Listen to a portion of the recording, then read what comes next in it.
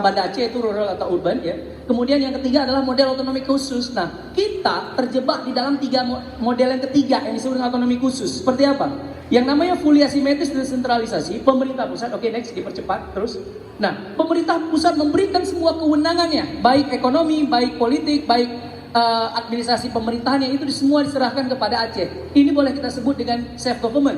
Tapi dalam prakteknya di Aceh kita tidak menerima itu, karena yang dikontrol oleh pemerintah pusat itu semuanya berada di kewenangannya di pemerintah pusat. Pemerintah Aceh ini adalah kaki tangan dari pemerintah pusat. Itu realita objektif politik yang terjadi dalam undang-undang pemerintahan Aceh. Oke, next selanjutnya. Nah, ini model yang ada di DKI Jakarta yang disebut dengan rural. Dan yang terakhir adalah ini yang dimiliki oleh Aceh. Jadi yang diberikan spesial otonomi itu adalah hal-hal yang bersifat khusus tadi, nama-nama khusus, masalah keuangan khusus dan sebagainya, adanya partai politik lokal khusus, adanya DPRA namanya khusus, tapi kewenangan yang dimiliki itu masih terbatas dan masih diperkuat oleh kewenangan yang dimiliki oleh pusat.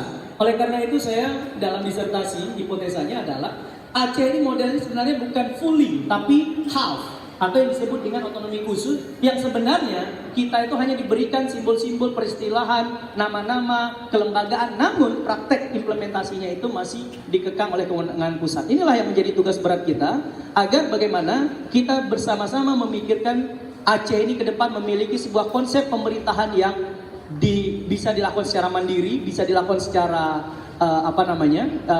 bersama dan sebagainya. Oleh karena itu mohon maaf, banyak salah tafsir teman-teman yang ada di parlemen ketika memahami seakan-akan Aceh ini bisa melakukan apapun. Benar, dalam MOU Helsinki Aceh boleh tidak boleh konsultasi sembarangan. Benar, dalam MOU Helsinki, bahkan dalam MOU Helsinki ditulis ada persetujuan DPR bahkan kalau ada perubahan undang-undang.